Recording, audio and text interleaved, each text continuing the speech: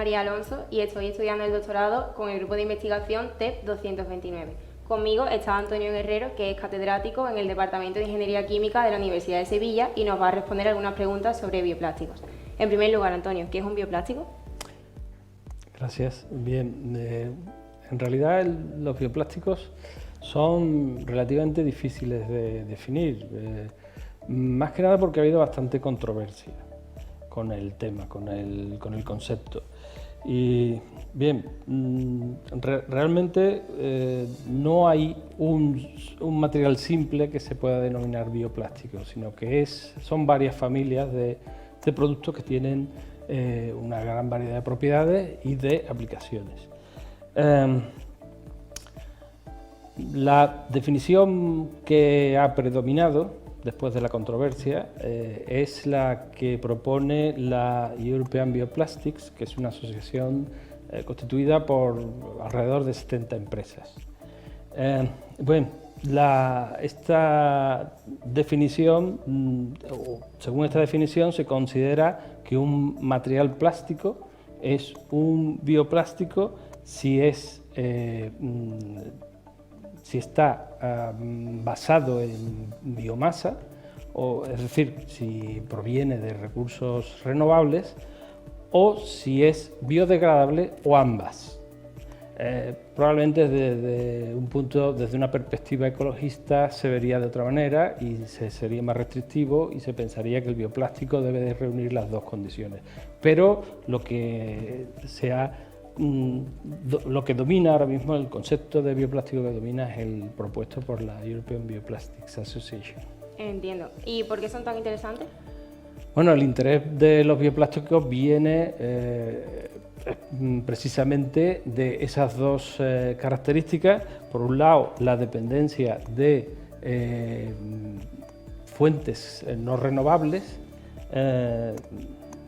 y por otro lado la biodegradabilidad, es decir, los plásticos presentan esos dos inconvenientes, provienen de fuentes fósiles y tienen muy poca o casi nula biodegradabilidad, por lo tanto duran demasiado en el medio ambiente. De todas maneras, los plásticos se sabe que tienen unas propiedades excelentes y que esas propiedades excelentes, tanto funcionales como mecánicas, le permiten una gran versatilidad. Sin embargo, el uso durante demasiado tiempo, los plásticos convencionales se desarrollaron hacia mediados del siglo XX, con lo cual el uso durante un tiempo tan prolongado lo que ha hecho es producir grandes excesos que se han vertido al medio ambiente. Quizás el grupo más interesante de los bioplásticos sea precisamente el que reúne las dos condiciones. Ahí podemos incluir tanto el grupo de bioplásticos formados por carbohidratos, por ejemplo almidón, quitina y quitosano, celulosa y derivados de celulosa, como el grupo formado por proteínas. El grupo formado por proteínas pueden ser de origen animal, como la caseína, la gelatina o la proteína de sangre de animal, o también pueden venir formados por proteínas procedentes de plantas como el maíz, el gluten o la soja. Bueno, ya nos has contado un poco, pero ¿cuáles serían las diferencias principales entre un plástico convencional y un bioplástico? Precisamente las diferencias son esas que se marcan como objetivos, es decir, las cuestiones relativas a la biodegradabilidad y a la procedencia de las fuentes, sean renovables o no. Esas son las grandes diferencias. Lo que pasa es que también hay otras diferencias, especialmente entre los plásticos convencionales y los plásticos que pertenecen al grupo de mayor interés, es decir, los plásticos que proceden de biomasa. Los bioplásticos procedentes de biomasa. Por eso, precisamente, se requiere un mayor esfuerzo de investigación para subsanar ese problema con los plásticos que presentan mayor interés, con los bioplásticos de mayor interés. Vale. Entonces, ¿es lo mismo un bioplástico que un plástico reciclado? No, no, en absoluto. Un plástico reciclado es aquel que se reutiliza después de ser usado, mientras que puede ser un plástico convencional, reciclado, mientras que la finalidad del bioplástico no es reciclar, no es el reciclado, sino que experimente su biodegradabilidad tras su uso. ¿De acuerdo? Se puede utilizar incluso en algunos casos como fuente de nutrientes en agricultura. Y bueno, precisamente la industria de plástico es de las que más limpias. La industria de procesado de plástico, curiosamente, es de las más limpias que existen, porque en la producción de plástico prácticamente no existen residuos, todos los residuos se reutilizan en la propia planta. ¿De acuerdo? Pero en cualquier caso, las dos características, es decir, el reciclado de plásticos y los bioplásticos, son necesarias para, digamos, mantener una estructura de economía circular que es muy beneficiosa para el medio ambiente. De hecho, de los plásticos que se utilizan, solamente el 15% de plásticos se recicla. Otro porcentaje similar, un 14%, se utiliza en incineración para recuperación de energía, y el resto se desecha, bien bien se queda digamos, en el suelo, en el sustrato, eso supone un 40%, y algo más del 30% restante se vierte al mar. Entiendo. ¿Podríamos utilizar entonces los bioplásticos en todas las aplicaciones de la vida cotidiana en las que actualmente utilizamos plásticos convencionales? Y al contrario, es decir, ¿hay aplicaciones que son exclusivamente para bioplásticos? A ver, en realidad depende del grupo que estemos considerando. El grupo de bioplásticos que no son biodegradables, pero sí proceden de fuentes renovables, como el biopolietileno, el biopropileno, el biopet, etc.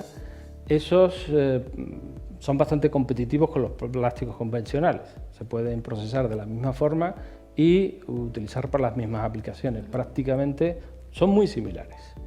Luego el grupo de polímeros biodegradables también puede presentar propiedades muy buenas en ciertas aplicaciones. Los que tienen mayor problema es el grupo de bioplásticos procedentes de biomasa. Bien, en cuanto a la otra pregunta, si hay aplicaciones en las que los bioplásticos sean mejores, sí que las hay. Son algunas aplicaciones muy específicas, pero sí que las hay. Puedo poner un ejemplo. Por ejemplo, el uso de PSL o de gelatina, incluso de quitosano, estos productos muestran propiedades muy buenas de biocompatibilidad que lo hacen idóneos para su utilización en aplicaciones biomédicas, por ejemplo, para ingeniería de tejidos. Otro ejemplo podría ser el uso de quitosano para cicatrización de heridas o como suturas reabsorbibles. ¿Vale? Entonces, en esos casos, sí, sobre todo en aplicaciones biomédicas, sí que reúnen unas ciertas características que lo hacen ventajosos con respecto a los polímeros convencionales. De acuerdo. ¿Y podría presentar algún problema el uso de los bioplásticos? Sí, realmente sí. De hecho, no todos los bioplásticos son biodegradables, ni todos son procedentes de fuentes renovables. Entonces sí que pueden presentar problemas. Incluso para los más respetuosos con el medio ambiente, los procedentes de biomasa, también su uso masivo podría acarrear serios problemas. Bueno, esto ya ha sucedido, podríamos o deberíamos aprender los errores, porque cuando se desarrollaron los biodiesel, los primeros biodiesel, se utilizó mucho cultivo de cereales precisamente para esa producción, con lo cual el precio de los cereales se disparó. Y bueno, entonces hay que tener cuidado porque algunos pueden ser competitivos con productos alimentarios. Vale. Actualmente existen materias primas abundantes y disponibles para la fabricación de bioplásticos, y es un proceso económicamente viable. Bueno, el problema viene a ser el mismo. Materia prima sí que hay. El problema es que hay que decidir si la materia prima, en algunos casos sobre todo, si la materia prima se va a utilizar para la producción de los bioplásticos o para otras aplicaciones primarias como la alimentación. Ahí hay que tener bastante cuidado con eso. En cuanto a la viabilidad económica, depende de cada tipo de bioplástico. Es verdad que los costes de algunos materiales o de algunas materias primas sí que pueden ser superiores y por lo tanto no demasiado competitivos con los plásticos convencionales, pero también hay que tener en cuenta que debe de considerarse el coste medioambiental en el balance. De hecho, el coste medioambiental puede hacer que la balanza se desplace hacia el uso de bioplásticos y no al de plásticos convencionales. Entiendo. Y por último, Antonio, ¿cómo se pueden fabricar estos materiales? Bueno, la tecnología de procesado de bioplástico no es diferente de la de plásticos convencionales. Es muy parecida. De hecho, se pueden fabricar por técnicas bastante estudiadas, técnicas convencionales como la extrusión, el moldeo por inyección, el moldeo por compresión, la técnica de casting, o incluso algunas técnicas más novedosas como la técnica de electrohilado. Todas estas técnicas se pueden utilizar también con bioplástico. Lo que sí es cierto es que en cada caso hay que optimizar las condiciones de procesado que sean más idóneas para el mejor aprovechamiento del bioplástico. Gracias, Antonio, y a continuación damos paso a un vídeo sobre la fabricación de bioplásticos. Procesado de matrices biodegradables con micronutriente incorporado con aplicación en horticultura. La plantación masiva en horticultura, debido a su gran demanda, genera una alta degradación de los suelos, lo que provoca un bajo rendimiento de los cultivos. Para evitar este bajo rendimiento, convencionalmente se suministran directamente en los suelos una gran cantidad de fertilizantes, aunque la mayoría de ellos acaban contaminando el suelo y las aguas subterráneas al ser muy solubles. Una forma alternativa de suministrar estos fertilizantes es mediante una matriz biodegradable que libera el micronutriente de forma controlada mediante su degradación y el aporte de agua.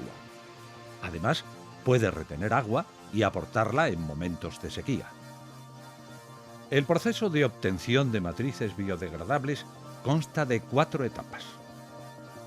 Mezcla de componentes, elaboración del bioplástico, eliminación de la glicerina y obtención de la matriz final. El micronutriente se puede incorporar tanto en la etapa de mezclado como en la de inmersión. La primera etapa consiste en una homogeneización de los componentes. En este caso, aislado proteico de soja, glicerina, plastificante que ayuda a la procesabilidad de la matriz, y sulfato de zinc, sal con micronutriente. El mezclado se realiza en una mezcladora que consta de unos rotores que son los encargados de homogeneizar la mezcla que se introduce en la cámara.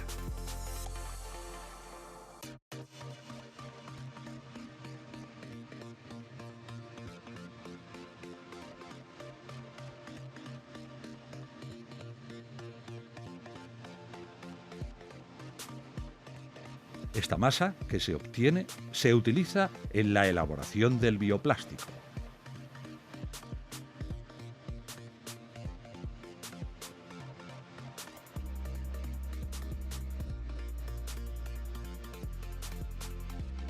Para la elaboración del bioplástico, en primer lugar se realiza un moldeo por inyección.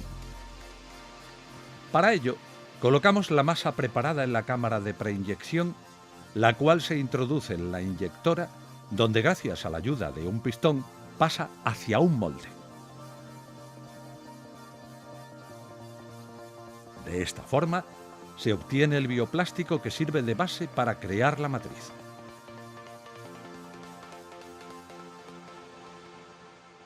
Este bioplástico pasa por un tratamiento de hidrotérmico, donde la aplicación de calor ayuda a estructurar la matriz proteica. El bioplástico, ya estructurado, pasa a un proceso de inmersión con el objetivo de eliminar el plastificante, ya que es muy afín con el agua. Este proceso se realiza con agua o con una disolución saturada con sulfato de zinc. De este proceso obtenemos una matriz proteica hinchada, sin plastificante, que contiene micronutrientes. Esta matriz pasa por último por una etapa de secado mediante liofilizado. Para ello, primero se congela la matriz. Luego, la matriz congelada se introduce en el liofilizador, donde el agua se sublima secando la matriz.